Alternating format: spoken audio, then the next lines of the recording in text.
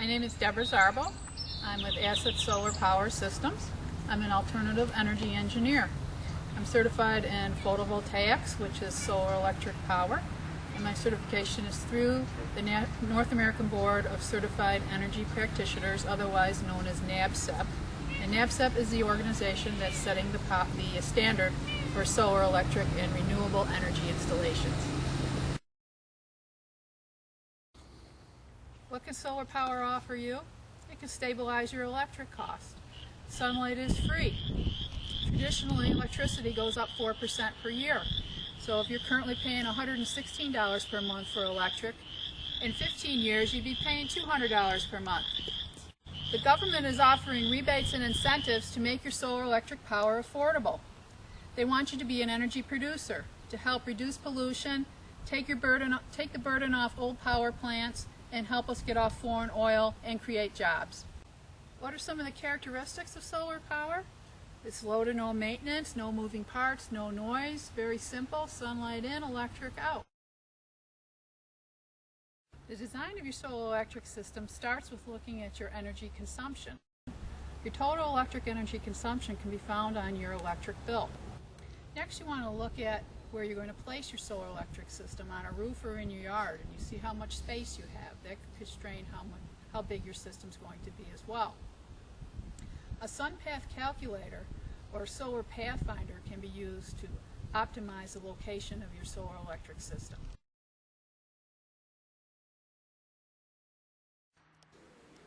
The Solar Pathfinder is a tool that is used to predict the efficiency of a solar system.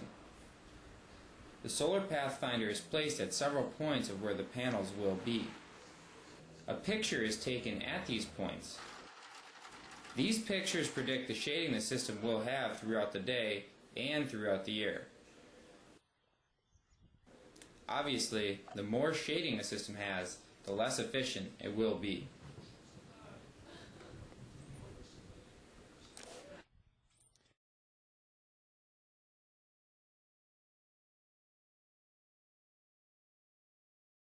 The first step in installing the system is to locate where the rafters are and lay out where the rails that will support the solar panels will be. This is done by simply measuring and making layout marks with chalk on the roof.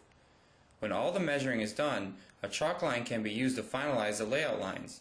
The horizontal chalk lines will represent where the rails of the solar system will go, while the vertical chalk lines show where the roof rafters are located. At every intersection of the vertical and horizontal lines, a flashed roof mount will be installed. Next, the shingles are carefully pried up so the flashed roof mount can be slid under and installed. The shingles only need to be pried up at the intersections of the layout lines. Holes are then drilled at the intersection of the layout lines, marking the center of the mounts. Tar is then applied and the roof mount is slid under the existing shingles. Roof mounts are typically put 32 inches on center.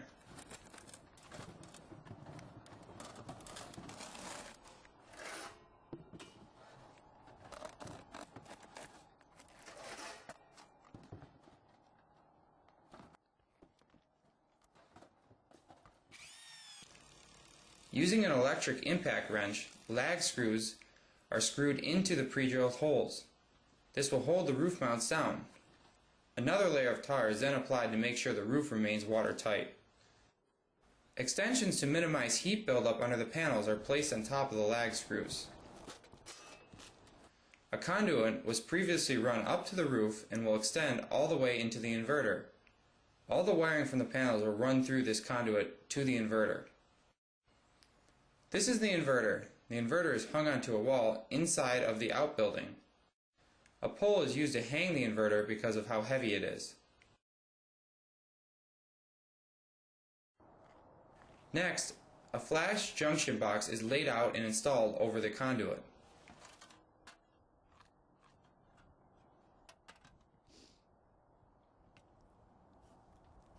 It is nailed down and tar once again is used to seal up the roof to protect against water.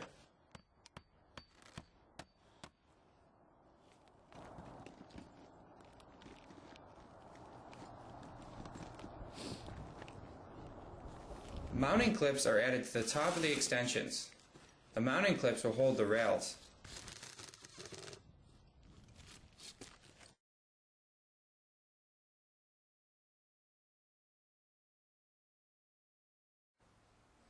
The rails are now ready to be installed. Once the rails are properly lined up, they snap into the mounting clips.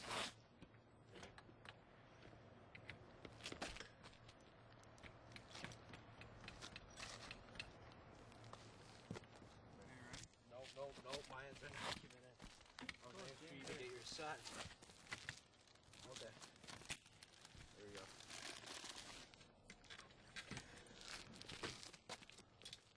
Ready? At the splice of the rails, a grounded splice bar is installed.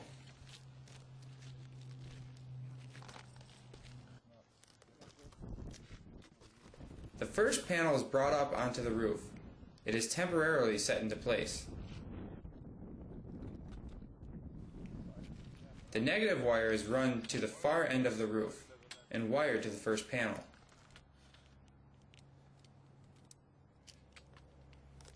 Want me to walk? Yeah. All the way to the end? Brad, give me some zip ties, please. Yeah.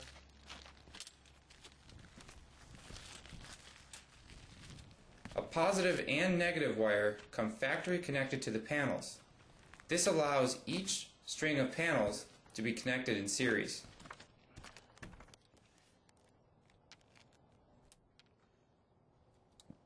Good? Yep.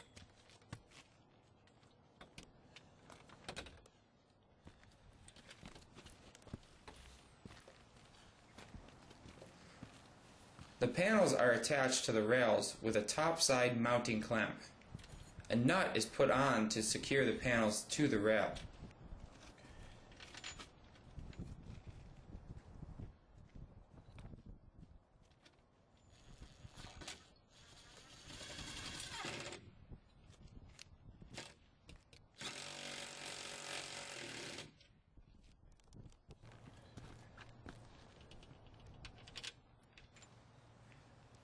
The panel is fastened on both the left and right side, at the top and the bottom.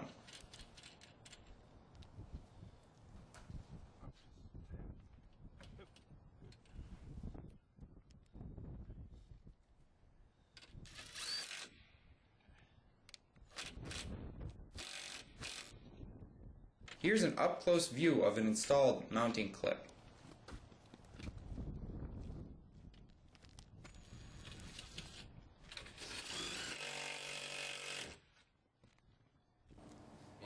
The green wire is a ground wire. The panels must be grounded to the rails. How they shouldn't be calling me a ginger. Because when we're going to blow up this ginger house. The ground wire connects to each rail, then to the inverter and the ground rod. Don't you live in a gingerbread house, Red? No, we're calling it a ginger house, though. We're not calling it a gingerbread house.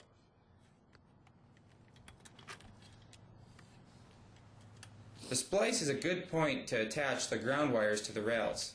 Look what I did to your houses now.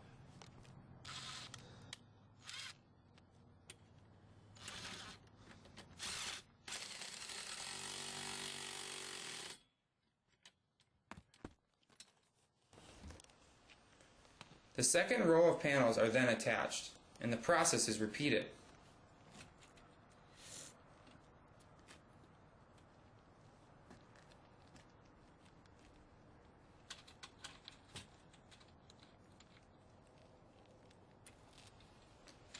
When the final panel is installed, the negative and the positive wires are fed down through the conduit to the inverter. This is a view of the conduit from the interior of the building.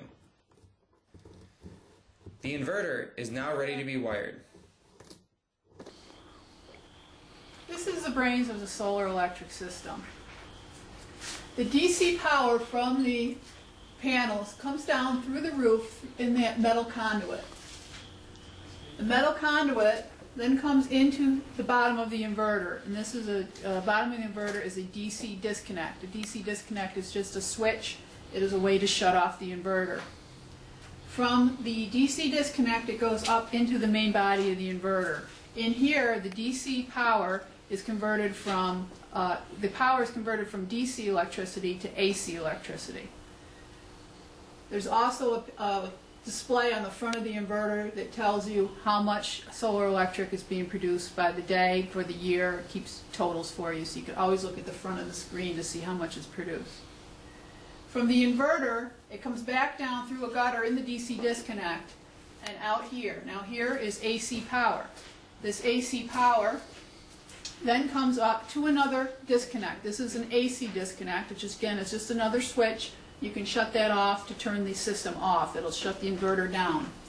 From here it goes up into a power production meter. This is just another mechanical meter that will keep track of how much solar electric is being produced. Then it comes back down through here into the conduit and it goes out to the house to the main distribution panel. And the main distribution panel is where the solar, the electric power, it gets fed to the loads in the house or gets distributed out to the grid if there's excess.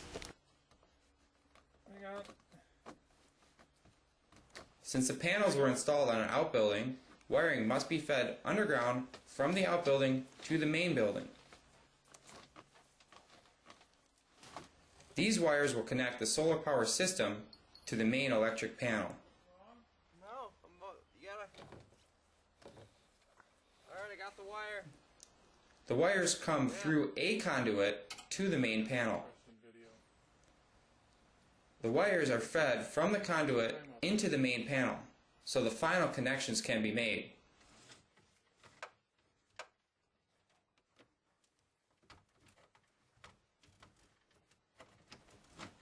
A Polaris connector is used to allow solar power to be tapped into the main grid. 2 Polaris connectors are required in order to tap each one of the hot legs. Once the final connections are made, the utility company can change the electric meter to be bidirectional, and the solar power system will be fully operational.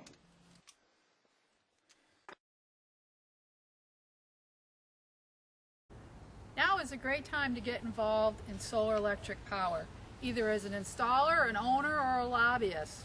The North American Board of Certified Energy Practitioners, or at their website nabcep.org, is a great resource to find certified installers, training, or general information on solar electric power. Let's learn from the advice of Thomas Edison. He said, "I'd put my money on the sun and solar energy. What a source of power. I hope we don't have to wait until coal and oil run out to tackle that."